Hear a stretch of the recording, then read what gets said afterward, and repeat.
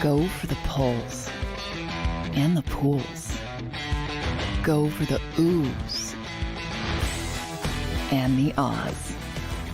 Go for the bubbles and the bubbly. Go for the story and the stories.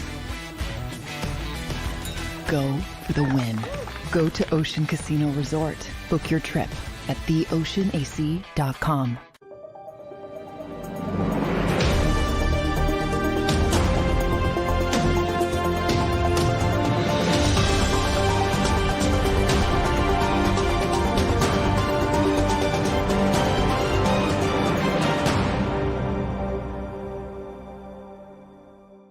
All right, welcome in everybody. Football 24/7 with John McMullen, a schedule release edition.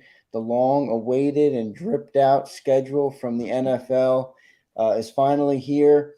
I'll show you guys real quick the schedule before I get Johnny Mac's take. Starting with the New England Patriots, September 10th. 2 games in 5 days to start the season.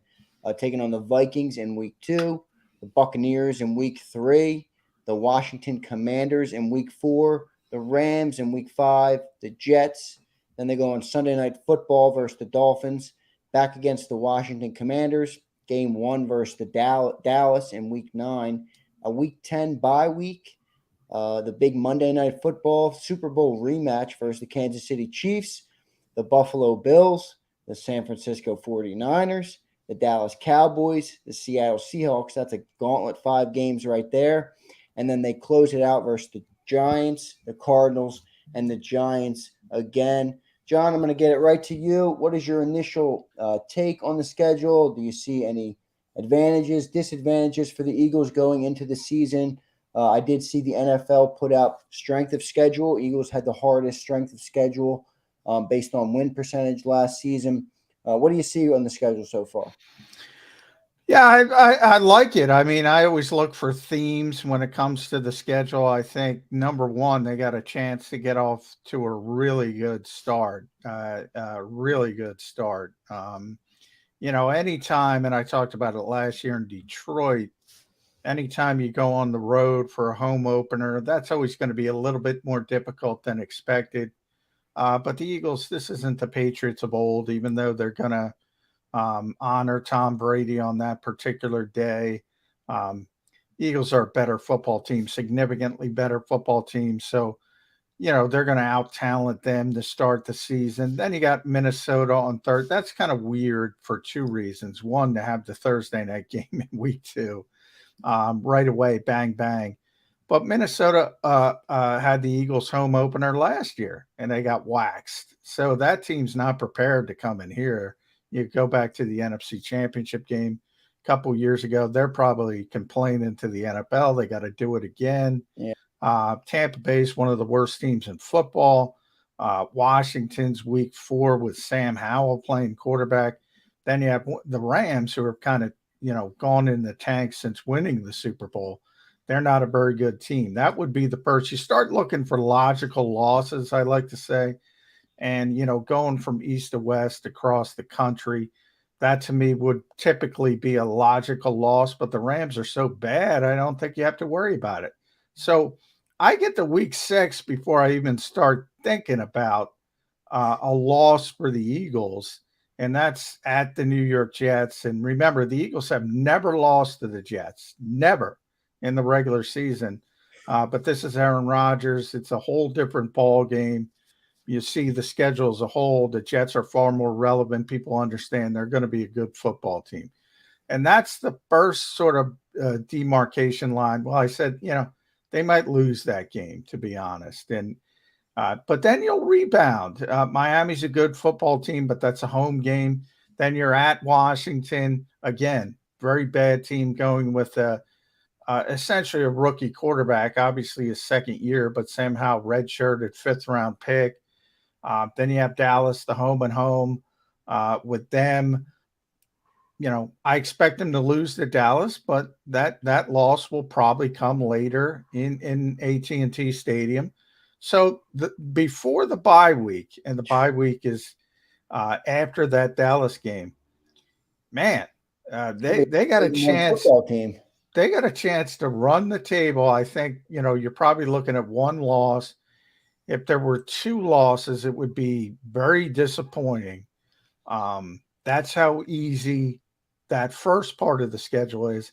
Then post-bye, it's a murderer's row. It is an absolute murderer's row at Kansas City.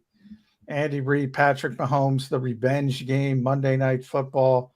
I don't like their chances even coming off a bye. Then you have Buffalo and all that talent and Josh Allen coming in, San Francisco coming in for the rematch of the NFC Championship game. Jody McDonald's going to get excited about that with Brock Purdy. He's already got him going to the Hall of Fame. At Dallas, as I mentioned, AT&T Stadium. And then I think the under-keyed sort of toughest game on this schedule at Seattle. That is a really difficult place to play. That is a really good team, and I don't think people know they're a good team just yet. So you got 5 in a row against really good teams. And then you close out with the Giants sandwiching the Arizona game. So if you're looking at the end of the schedule, Sander, the only gimme is Arizona, Jonathan Gannon coming in. People will finally get their revenge on New Year's Eve. They can party and give Jonathan, double middle fingers, whatever they want to do. And, they're going to beat the Giants. They might split, but they're certainly not going to lose 2 to the Giants. So much tougher after the bye. No question about it. I mean, John, this looks like another I know there's some tough games in there, but it does look like if, the ball bounces the Eagles' favor, they could have another really strong record going into the postseason. Yeah, I mean, I'm trying to look at it. I wanted to get to 12-5. I started at 13-4. 13-4 is pretty good. And that was my first sort of thought. Now everything depends on. Who's healthy, who's not healthy on a given week. There's a lot of context we're missing. Yeah, so we're looking at it here, but on paper, as I said, the start of the season looks really easy on paper for the Eagles. So if you get off to a 5-0 start, and then you go in and face Aaron Rodgers and you have a little hiccup, I don't think that would be the worst thing in the world. And then if you get to that bye at 8-1 or 7-2, you're in really good shape. I think it's going to be. I mean, I'm inclined to say we'll split with Dallas like we normally do, and as you mentioned earlier in the show, I think that comes in Dallas in Week 14 when they're away on Sunday Night Football. Most likely. I could really see this team going 8-1. Into the bye, and I don't, as you mentioned too, we've never lost to the Jets. They could go 9-0 here. I want to run through your reasonable loss. As you put it, Jets, Cowboys, Chiefs, obviously, Bills, Niners, and you mentioned the Seahawks, which is another kind of a wild card game, which might go under the radar. How did the Eagles stack up? We'll start with the Jets. I know they got Aaron Rodgers, but obviously have had a tough last long time. Haven't been good in a long time. How do you see those teams matching up? I know they added Aaron, but I still like the Eagles in that game. Well, the Eagles might have the deepest roster in football.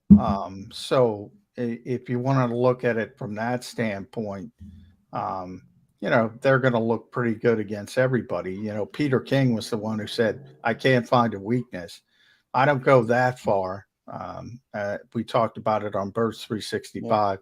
It started all ball linebacker if you want to find a weakness. But in the case of the Jets, I mean, they're going to be a really good team. It's a matter of how good. They do have some significant talent. I think it's kind of missed because, they had such issues at the quarterback position and you don't realize it. I mean, Garrett Wilson is a tremendous player. Quinnen Williams, tremendous player.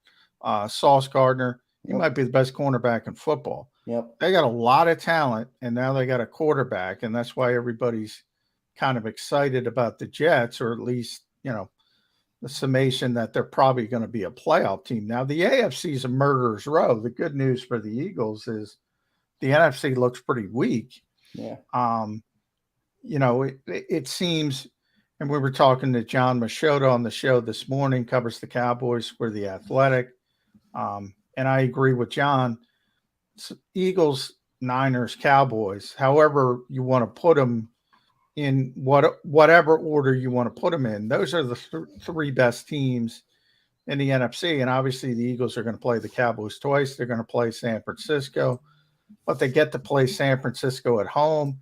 San Francisco, as I hate to pick on Jody, man, but they got quarterback issues. And, the assumption they do.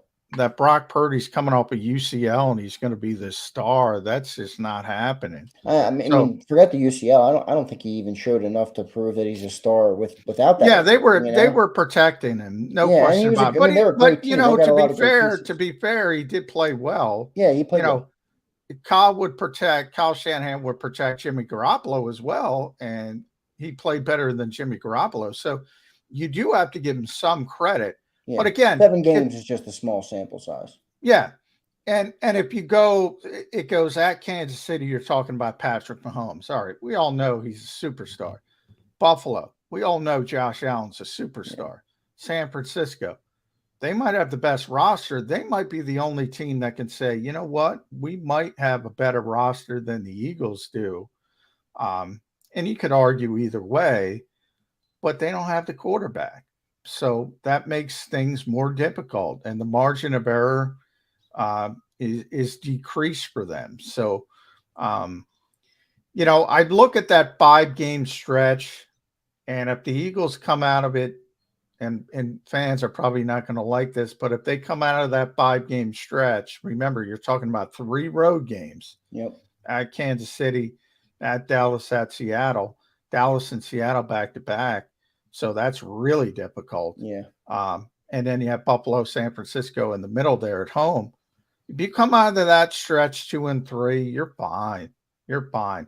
And by the way, last year I guarantee the Eagles would lose on Christmas Eve in Dallas. That was just 3rd of 3 road games.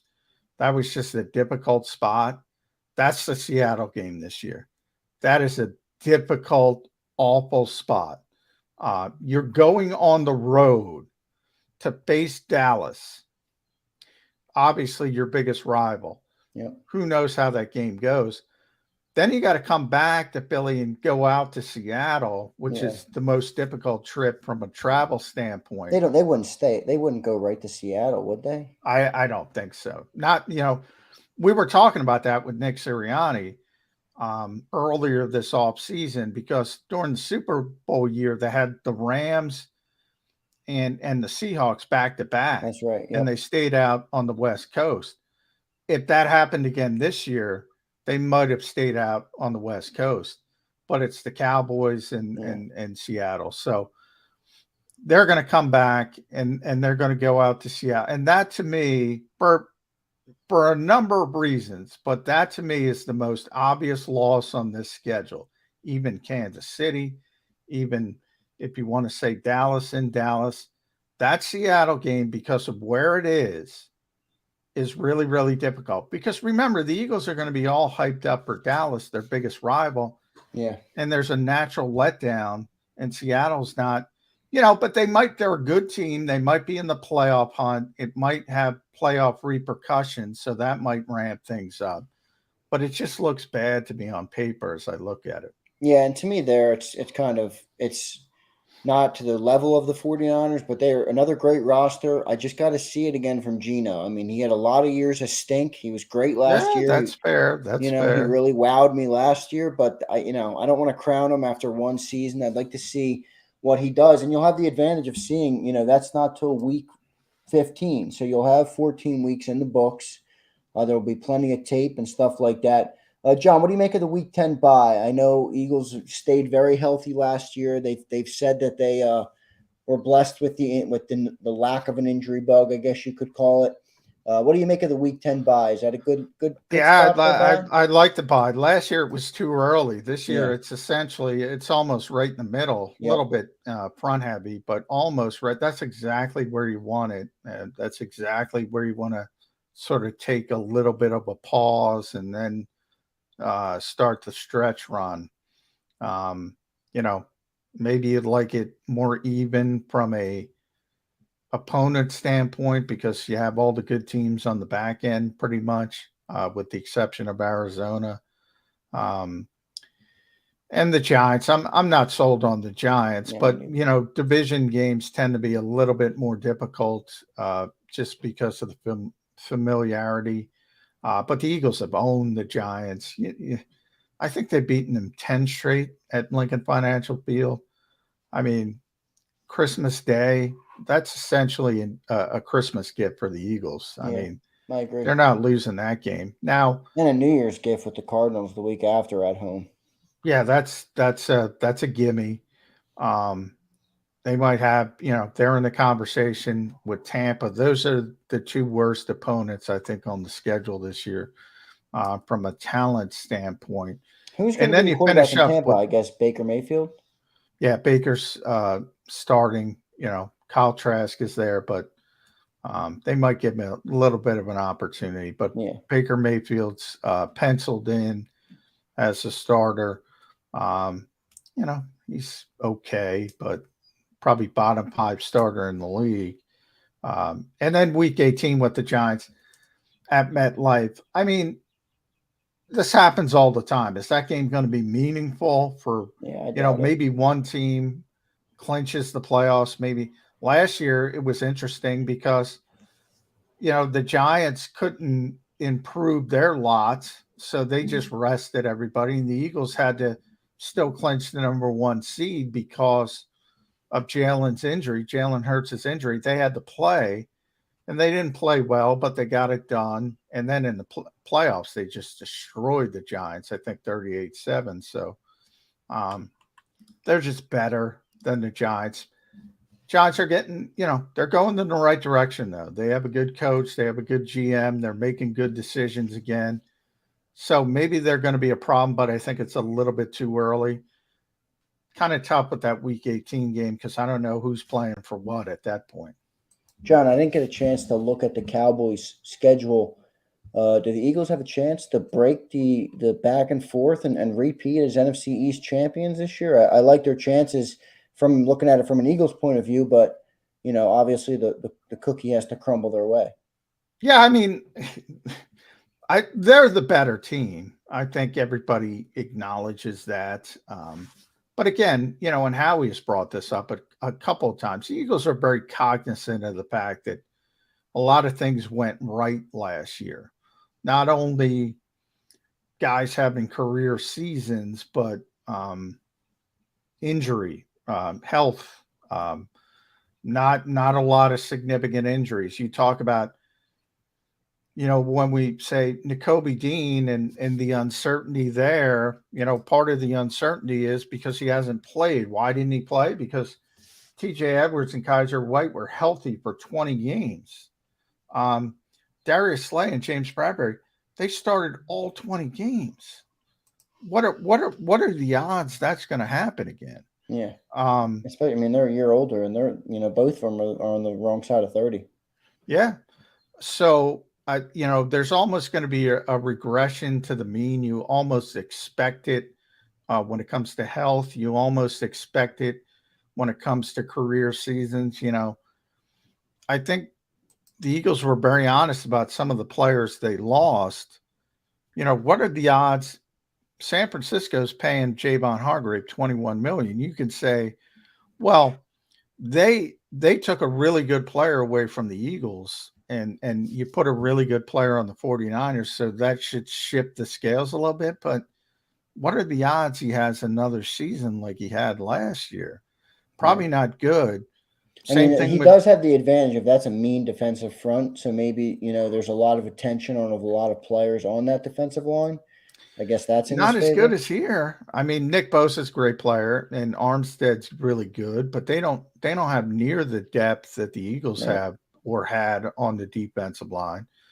So, yeah, I mean, he's a good player. Javon's a good player, but again, when you talk about career years, it's very rare that you go career year, career year, career year, and it keeps going in that direction. Yeah. So I think that's part of the reason why the Eagles were willing to let CJ walk and TJ walk and Kaiser White walk, because their assumption is they're probably not going to play as well Right. as they did last year. So let's get the Kobe Deans of the world, Sidney Browns of the world, now that they drafted him, young players, let's get them started and start to turn that thing over. John, I want to, all the games that we talked about, they got 5 primetime games, and 3 of them we didn't really discuss as one of the big ones. They got the Vikings in week 2 on Thursday Night Football. They got another prime time in week 3 on Monday Night Football versus the Buccaneers, which I view that as a gimme, especially if, they have Baker Mayfield at quarterback. Yeah. And then week 7, the Dolphins, I know they're a talented team, but I just don't see them on the same level as the Eagles, talent-wise, the whole 9 yards.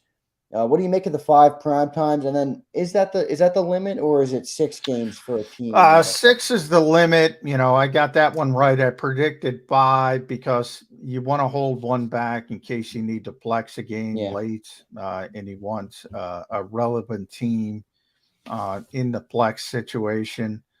So I'm not surprised they held one back. But also, those 425 windows are really important for CBS and Fox. So, in some ways, they are more important. And there are certain games they're allowed to protect. Like I can guarantee, like CBS was not giving up Philadelphia and Buffalo, and back-to-back Fox wasn't giving up. There's a lot of TV stuff at play with that. Yeah. And the 49ers, and those are 425 games. What really tells you how good the league thinks of the Eagles is the 1 o'clock games. Only 3 of them. And there's 3. Yeah. Exactly. I know and Johnny Mac hates probably that. 4, probably the last one with the Giants, but we'll see. Because that last week is basically everybody plays at 1 or 4, and you got the one game at night, which is usually they flex in a game that's both teams have a chance to make the playoffs if it works out that way. So, but 3 1 o'clock games, and it's Washington, 2 Washington games because Washington stinks with Sam Howell, and the Arizona game, who might be the worst team in football talent-wise, with poor Jonathan Gannon. So that's it. That's your 1 o'clock games, which I'm not happy about, but nobody cares. John, that'll wrap up our schedule coverage. They got the week 10 bye. They got the gauntlet. I really look at that gauntlet even before the bye, John, from week 9 to week 15, because they have Dallas the week before the bye. Then they have the bye. Then they have the 5-game stretch. That's a tough stretch there. John, before I let you go, I want one more question. And you can keep this brief because I know you guys will dive into it deep in the morning on Birds 365. You were down there today and you met the coordinators, the Eagles coordinators, for the first time in the offseason. What's your early takeaways? Is there anything exciting you can tell the Eagles fans? I know they were waiting to hear from Sean Desai. To me, it sounded like he had some pretty good things to say. What'd you make of the coordinator? Yeah, I think Sean, and maybe it's from he started his coaching career in Temple, at Temple, and under Al Golden, and obviously Temple doesn't get as much attention as the Eagles, to say the least, but I think he understands the city. He paid a lot of attention to sort of whatever you want to call it, saying the buzzwords the fans like. I think he's savvy. I think he's smart. I think he understands. So you're going to have the same system, the same Big Fangio system, but I think you have a guy who's now going to use the buzzwords that fans like, and maybe it works a little bit better. I think he's got a better sort of pulse on the fan base. He's going to, today talked about, being tough and gritty and all that kind of stuff. And he seems to be very savvy with that kind of stuff. And I think even though it doesn't matter, it's important, because if you don't want to deal with the stuff that Gannon had to deal with, why deal with it? You know, that's the modern world. That's the world we're in today, you know. So play the game. Play the game. Play the game, say adjustments, and do what you want to do. And what'd you make Brian Johnson? Yeah, Brian I've already known for a while. Really smart guy. I asked him about play calling, because that's, I asked him what are the 2 or 3 traits he thinks makes a good play caller. Preparation was one, but he acknowledged the feel, because I talk about it all the time. I had a lot of respect for Shane Steichen as a play caller. I thought he had a tremendous feel for the game, in game. He would often do all those callbacks where he would set up a team early and he'd give them one look and he'd give them that same look again. And then at a big spot in the second half, he'd play off the look he gave him and just go for the kill shot. Right. And it worked so many times. Once it didn't work with Gardner Minshew and that interception against New Orleans, but that was really Gardner's fault. That's one of those underrated stories. How does it work out? And I don't think we're going to know until we see it, because, it's the same offense, but look, Shane was a better play caller than Nick Sirianni. Yeah. It's Nick's offense, but Shane was a better play caller. Is Brian going to be as good a play caller as Shane Steichen? To me, that's a high bar to clear, to be honest. Yeah, and it seems as though they're getting the benefit of the doubt for the most part. There's not a lot of, discussion about the changing coordinators. Like you said, I guess we won't know until we see it. But good stuff there. We'll hear more about that in the morning on Birds 365 with you and Jody Mack. I want to show the fans the schedule one more time. Pretty good looking schedule for the Eagles, as me and John mentioned. This team could get off to another hot start. We've got the Week 10 bye, and then it's gauntlet time, and then an easy close with the Giants twice and the Cardinals. But the stage is set, as they say, for the 2023 Eagles. Thanks very much, John. We'll catch you in the morning on Birds 365. All right. Thanks, Ander. Do you stream on a Roku, Fire Stick, Google TV, or Apple TV? Now you can watch 6ABC 24/7 with the 6ABC Philadelphia streaming app. And the big story on Action News? Search 6ABC Philadelphia and start streaming today. Go to get your game on. Go for the beers. Go for the cheers. Go for the hit and the hits. Go for the stakes and the stakes. Go to get your parlay on. Go to get your party on. Go for the scene. Go for the screens. Go for the gallery. Go for the win. Go to Ocean. Visit theoceanac.com to plan your visit. The greatest fans on earth. It's a bold statement, but would you expect anything less from Philadelphia? 58 years of heartache creates a toughness, a grit, a resolve not found in most. Sure, our prayers were answered, but now that we've had a taste, we're looking for more. Pondley Hockey, official partner of the Philadelphia Eagles.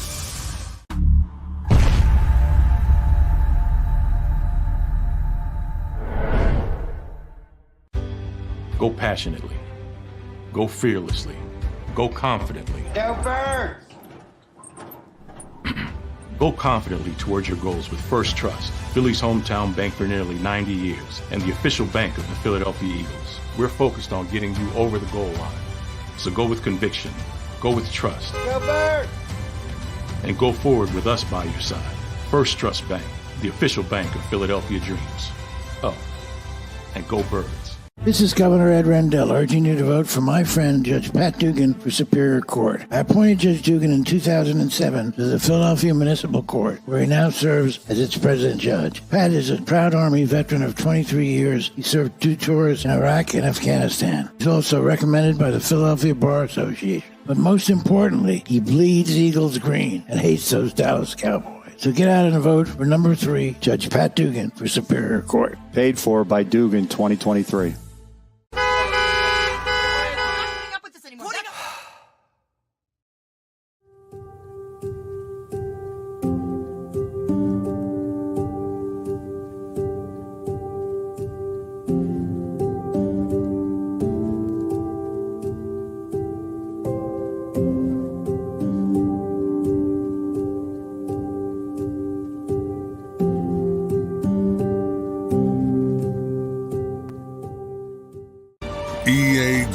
EAGLES, Eagles.